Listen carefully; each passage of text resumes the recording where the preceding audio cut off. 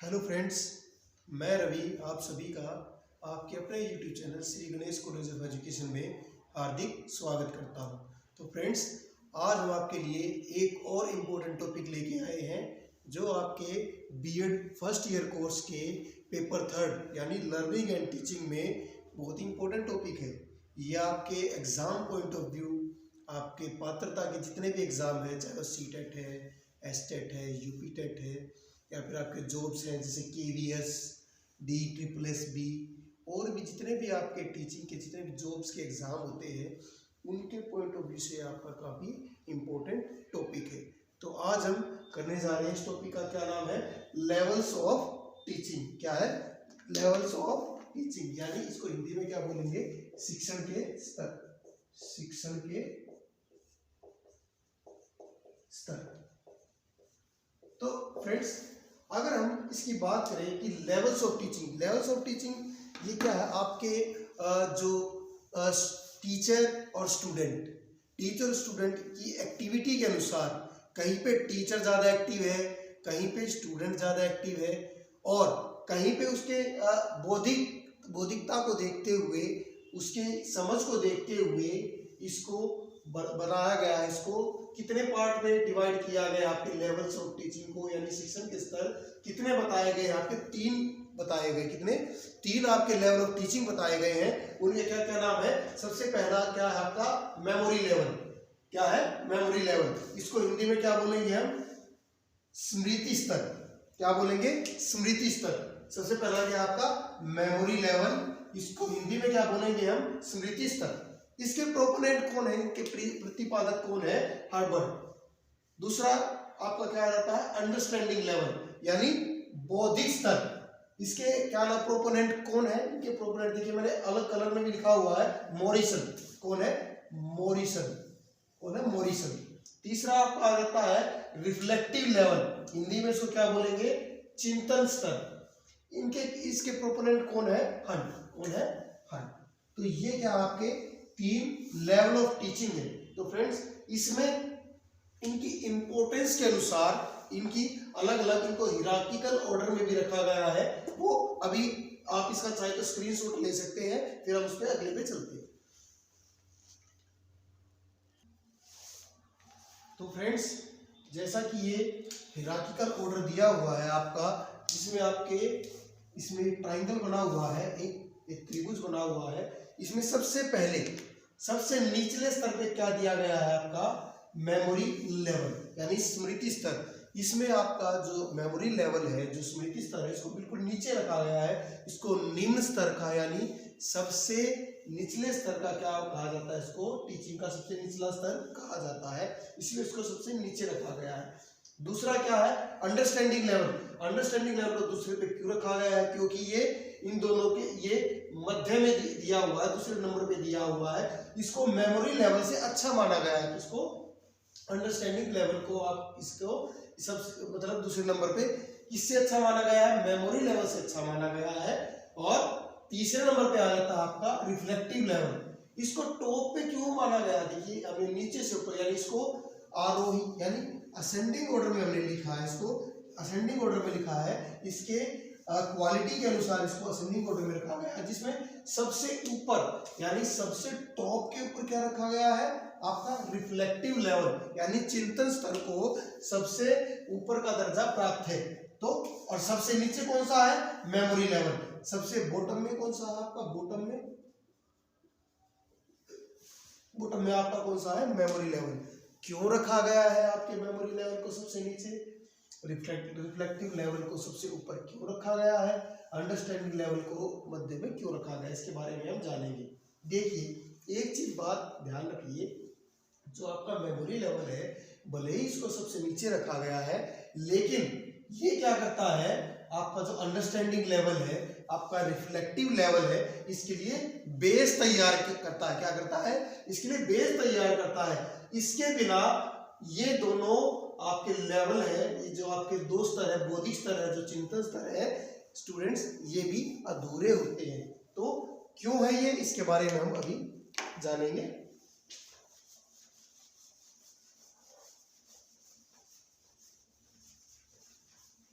तो सबसे पहले जो हमारा आया था क्या था, ये मेमोरी लेवल। सबसे पहले क्या था हमारा, मेमोरी लेवल, मतलब स्मृति स्तर। स्मृति स्तर, जैसे फ्रेंड्स, जैसे नाम से ही ज्ञात होता है, स्मृति यानी मेमोरी क्या होती है, जो हम, जैसे आपकी कंप्यूटर की मेमोरी होती है, जैसे आपके मोबाइल फोन की मेमोरी होती है, जिसमें क्या करते हैं हम डाटा को फीड करते रहते हैं, डाटा को डालते रहते हैं, उसमें किसी तरह की और प्रोसेसिंग नहीं होती है। तो उसी तरह से ही हम क्या लेंगे, इसको जानेंगे कि जो आपका मेमोरी लेवल है ये आपके स्मृति स्तर से है। इसमें डाटा को ऐड किया जाता है, डाटा ऐड का मतलब क्या होता है, इसमें हम बच्चों को रट के, यानी इसमें रूट मेथड है, यानी रटने पर बल दिया जाता है। इसमें रटने पर बल दिया जाता है। इसमें किसी तरह की थिंकिंग यानी थॉट प्रोसेस नहीं होता। थॉट प्रोसेस है आपका, थॉट प्रोसेस इसके अंदर नहीं होता है। थॉट प्रोसेस यानी बौद्धिकता यानी तर्क इसके अंदर नहीं होता है। किसके अंदर, आपके मेमोरी लेवल के अंदर। जैसे हमारी छोटी क्लासेस होती है, ये लेवल जो है छोटी क्लासेस के लिए उपयुक्त होता है। जैसे छोटे बच्चे हैं, उनको काउंटिंग यानी गिनती सिखाई जाती है, उनको टेबल्स यानी पहाड़े सिखाए जाते हैं, उनको वर्णों के बारे में यानी अल्फाबेट्स के बारे में, हिंदी है या वर्णों के बारे में, हिंदी या इंग्लिश में जो भी हमारे अल्फाबेट्स या आपके वर्ण होते हैं उनके बारे में उनको रटवाया जाता है। कोई रूल्स होते हैं, रूल्स यानी जैसे मैथमेटिक्स के आपके फॉर्मूले होते हैं, उसके बारे में बच्चों को रटवाया जाता है। वो आपका क्या होता है, ये मेमोरी लेवल के अंदर आता है। किसके लिए, आपकी जो छोटी आपके जो लोअर क्लासेस है,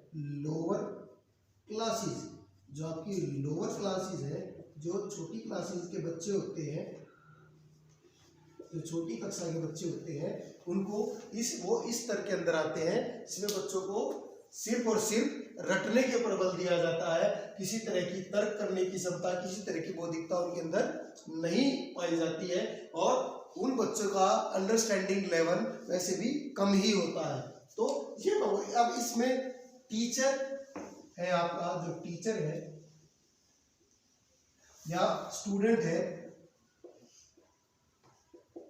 इनकी पोजीशन क्या होती है।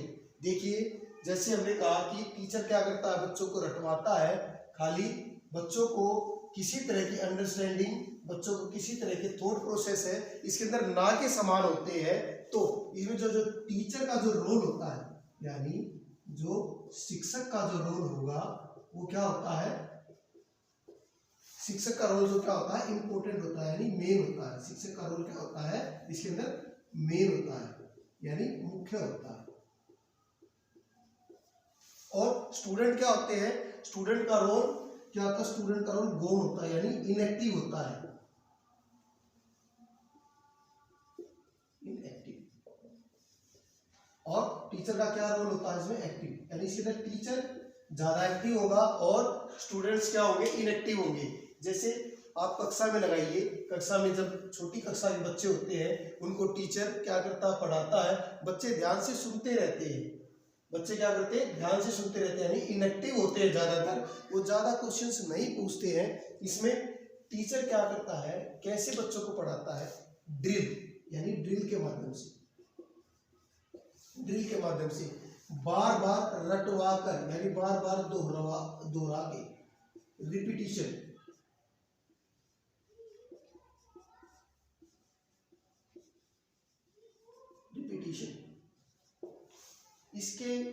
इसके द्वारा टीचर क्या करता है, बच्चों को पढ़ाता है। यानी इसके अंदर मेन बात निकल के क्या ही है कि ये जो मेथड होता है, जो आपका लेवल है टीचिंग का, इसमें क्या होगा, ज्यादा से ज्यादा रटने के ऊपर बल दिया जाता है,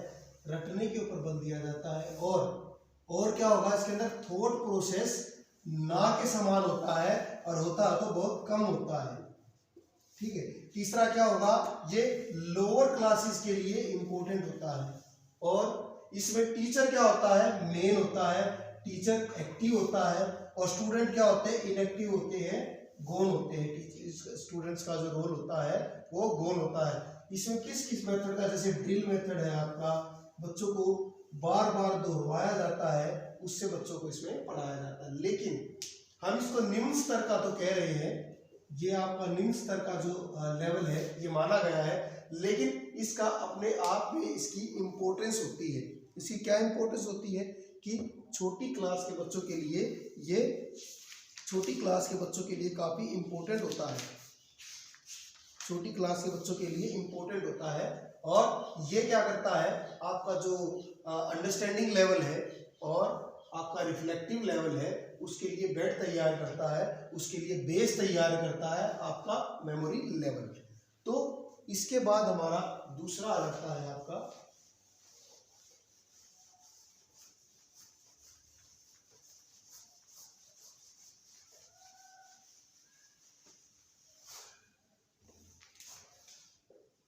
दूसरा मेथड कौन सा था आपका, अंडरस्टैंडिंग लेवल, अंडरस्टैंडिंग लेवल यानी कि आपका बौद्धिक स्तर।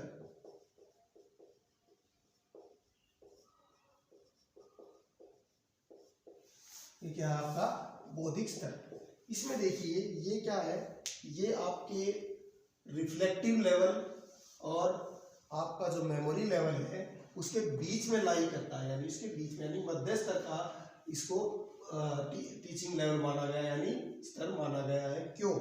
क्योंकि इसके अंदर आपकी थोड़ी बहुत अंडरस्टैंडिंग यानी थॉट प्रोसेस है, आपका थॉट जो है इसके अंदर होता है, यानी थॉट प्रोसेस इसके अंदर होता है, यानी तार्किक क्षमता, तार्किक क्षमता को बढ़ावा दिया जाता है, यानी बच्चा समझता है, इसके अंदर खाली रटने के ऊपर बल नहीं दिया जाता, समझ के ऊपर भी इसके अंदर समझ विकसित की जाती है। और इसके साथ साथ क्या होगा, इसके अंदर ये दूसरी यानी सेकंड, इस सेकंड लेवल है आपका, इसका ये टीचिंग का सेकंड लेवल माना जाता है। और ये क्या करता है, ये रिफ्लेक्टिव लेवल के लिए भी बेस तैयार करता है, ये रिफ्लेक्टिव लेवल के लिए क्या करता है, बेस तैयार करता है, आधार तैयार करता है। और इसके अंदर अगर हम उसकी बात करें, इसके अंदर टीचर और स्टूडेंट की बात करें, जो आपका टीचर है और जो स्टूडेंट है इसके अंदर एक्टिव होते हैं, बराबर एक्टिव होते हैं। टीचर भी इसके अंदर एक्टिव होता है और स्टूडेंट भी एक्टिव होते हैं। यानी एक्टिव का मतलब क्या है, इसके अंदर अगर टीचर पढ़ा रहा है तो बच्चे इसके अंदर क्वेश्चन पूछते रहते हैं, उसमें क्वेश्चन करते रहते हैं और टीचर उसका जवाब देता है, और टीचर पूछता है तो स्टूडेंट उसका जवाब देते हैं, क्वेश्चनिंग भी इसके अंदर चलती है। तो इसलिए टीचर और स्टूडेंट दोनों इसके अंदर एक्टिव होते हैं, इसलिए आपका ये दूसरा स्तर बौद्धिक स्तर कहलाता है, अंडरस्टैंडिंग लेवल कहलाता है। इसके बाद आप इसके अगर हम बेनिफिट्स की बात करें इसकी, तो क्या हो सकता है, इसमें बच्चों की अंडरस्टैंडिंग लेवल बढ़ता है, इसके अंदर बच्चों की समझ विकसित होती है, बच्चों की समझ विकसित होती है, बच्चों के अंदर अंडरस्टैंडिंग पावर का, अंडरस्टैंडिंग लेवल है जो बच्चों का बढ़ता है। और इसके अंदर क्या होगा, अगर हम इसके ड्रॉबैक की बात करें, डीमेरिट्स की भी बात करें कि मेरिट्स ही नहीं, इसकी डीमेरिट्स भी होती है। डीमेरिट्स क्या हो सकती है इसकी डीमेरिट्स ये होती है कि जैसे कि हमने उसमें देखा, आपका जो मेमोरी लेवल था उसके अंदर टीचर बच्चों को पढ़ा देता है, और इसमें क्या होता है कि टीचर पढ़ाता है, बच्चे किसी तरह के प्रश्न नहीं पूछते हैं, तो वो टाइम कम लेता है, उसके अंदर टाइम कम लगता है। लेकिन आपका जो अंडरस्टैंडिंग लेवल है उसके कंपैरिजन में टाइम कंज्यूमिंग होता है। क्या होता है, टाइम कंज्यूमिंग होता है।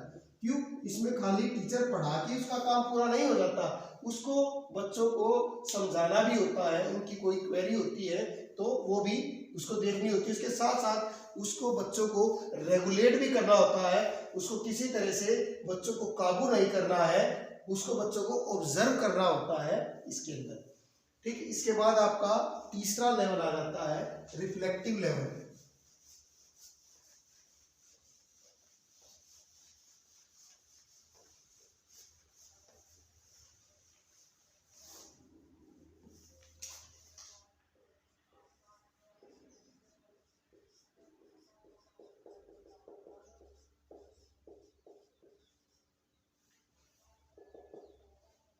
ये क्या आपका रिफ्लेक्टिव लेवल यानी चिंतन स्तर।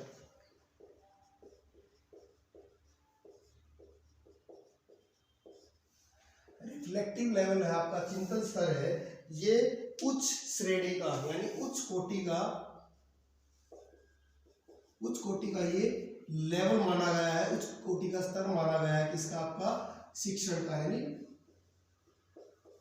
टीचिंग का ये क्या है, टॉप लेवल माना गया है।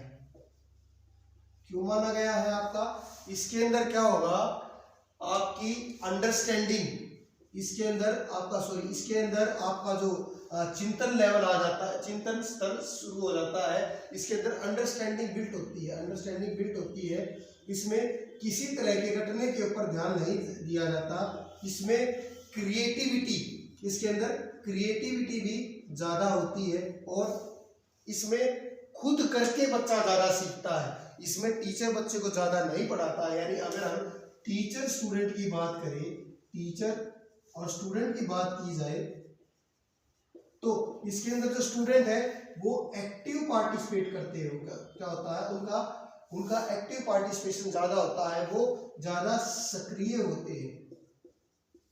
और टीचर का पार्टिसिपेशन, टीचर की जो है वो बहुत कम होती है, नाम मात्र होती है। इसमें टीचर खाली ऑब्जर्वर का काम करता है, वो किसी तरह से बच्चों के ऊपर दबाव नहीं बनाता है, और इसलिए इसके बच्चों के अंदर क्रिएटिविटी ज्यादा होती है। तो ये काम कहाँ आता है, ये सिर्फ हायर क्लासेस में, हायर क्लासेस के अंदर इसको यूज किया जाता है। इसमें बच्चे करके सीखते हैं, वो खाली सुन के या पढ़ के नहीं सीखते हैं, इसमें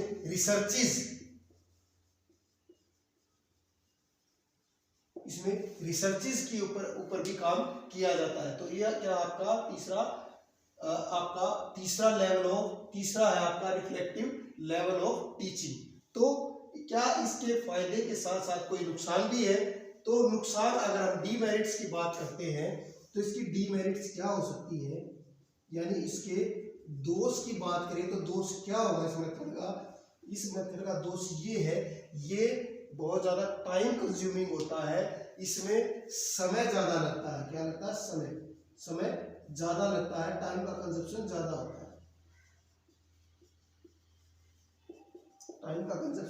ज्यादा होता है, लेकिन ये तीसरा लेवल जरूर है, टॉप लेवल जरूर है, लेकिन ये नीचे से होके ऊपर आता है। इसके लिए चाहिए कि बच्चे के अंदर सबसे पहले मेमोरी लेवल भी विकसित हो, उसके अंदर अंडरस्टैंडिंग लेवल हो। उनके बिना डायरेक्ट इस लेवल पर, इस स्तर पर पहुंचना मुश्किल है, पॉसिबल नहीं है। तो इसलिए ये इम्पोर्टेंट जरूर है, उच्च कोटि का जरूर है, लेकिन इसके साथ साथ भी जो उसके नीचे के दो लेवल थे, आपका अंडरस्टैंडिंग लेवल था, मेमोरी लेवल था, वो भी इम्पोर्टेंट होता है। आप चाहे तो इसका स्क्रीनशॉट भी ले सकते हैं। तो फ्रेंड्स, आई होप कि आपको ये टॉपिक समझ में आया होगा। अगर आए तो प्लीज़ आप इसको सेशन को लाइक कीजिए, सब्सक्राइब कीजिए और ज़्यादा से ज़्यादा शेयर कीजिए। और अगर आपका कोई सजेशन है तो कमेंट बॉक्स में ज़रूर डालें, ताकि हम अपने इसको इम्प्रूव कर सके और आपके अनुसार, आपकी यूटिलिटी के अनुसार हम कंटेंट ला सकें। Thank you friends, have a nice day.